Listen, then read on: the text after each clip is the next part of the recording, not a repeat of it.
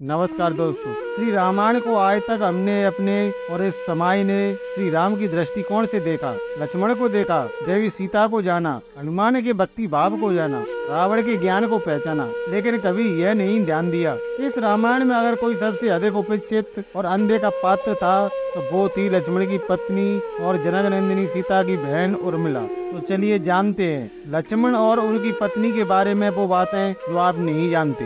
तो चलिए जानते हैं। जब श्री राम और सीता वनवास को जाने लगे और बड़े आग्रह पर लक्ष्मण जी को भी साथ जाने की आज्ञा हुई तो पत्नी उर्मिला ने भी उनके साथ जाने का प्रस्ताव रखा, परंतु लक्ष्मण जी ने उन्हें यह कहकर मना कर दिया कि अयोध्या के राज्य को और माताओं को उनकी आवश्यकता है।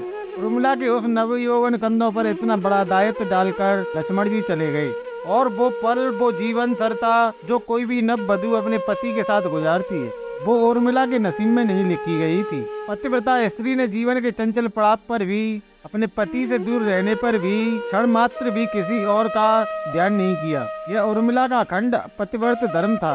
यह उर्मिला की अर्मणित, अचर्चित, अघोषित महानता थी। उर्मिला के महान चरित्र, अखंड पतिव्रत, स्नेह और त्याग की चर्चा रामायण में उपेक्षित थी, पर वो हो न सका। सबसे विकट क्षणों में भी उर्मिला आंसू न बहा सकी, क्योंकि उनके पति लक्ष्मण ने उनसे एक वचन लिया था कि वो कभी आंसू न बहाएगी, क्योंकि अगर वो अपने दुख में डूबी रहेगी तो परिजनों का ख्याल नहीं रख पाएगी। ये कोई कल्पना कर सकता है कि अपने पति को 14 वर्षों के लिए अपने से दूर जाने देना और उसकी विदाई पर आंसू न बहाना किसी नवविवाहिता के लिए कितना कष्टदायी हो सकता है। कितना हृदय विदारक पल था वो जब परम पूजनीय महाराज दशरथ स्वर्ग से धार गए थे, पर वचन के सम्मान रखने के लिए उर्मिला तब भी न रोई थी। महाराज जनक अपनी पुत्री को मायके अर्थात मिथिला ले जाना चाहते थे ताकि माँ और सखियों के सानिध्य में उर्मिला का पति वियोग का दुख कुछ कम हो सके, परंतु उर्मिला ने मिथिला जाने से सादर इनकार कर दिया, ये कहते हुए कि अब पति के परिजनों के साथ रहना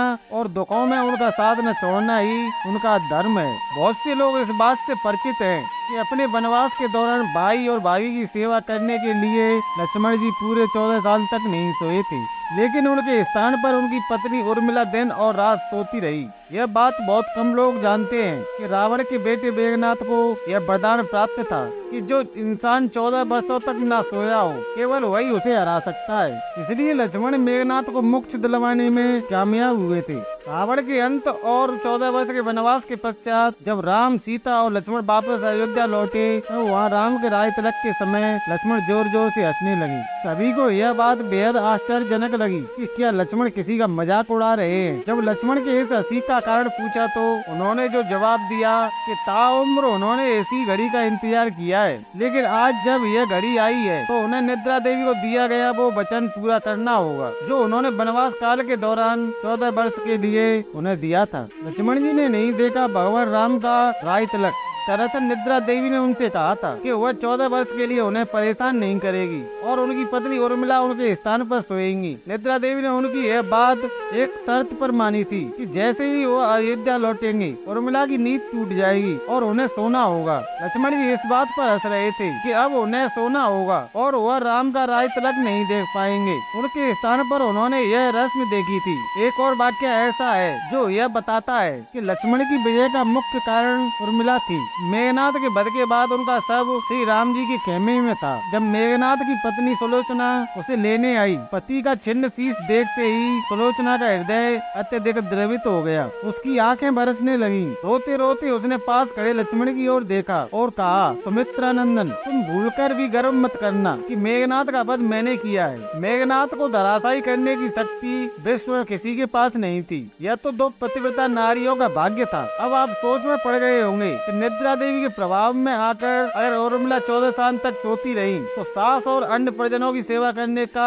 लक्ष्मण को किया वादा उन्होंने कैसे पूरा किया। तो उत्तर यह है कि सीता माता ने अपना एक वरदान उनको दे दिया था। उस वरदान के अनुसार उर्मिला एक साथ 3 कार्य कर सकती थी। तो दोस्तों यह कथा कैसी लगी, हम आपसे उम्मीद करते हैं कि यह कथा आपको पसंद अवश्य आई होगी। तो इसे लाइक करने के साथ साथ इसे शेयर भी अवश्य करें और अगर आपने हमारे भक्ति कहानियां चैनल को सब्सक्राइब नहीं किया है तो इसे सब्सक्राइब जरूर कर लें ताकि हम ऐसी और भी धार्मिक कथाएं आपके साथ प्रस्तुत कर सकें। तो मित्र जय श्री राम जरूर बोले। नमस्कार और धन्यवाद।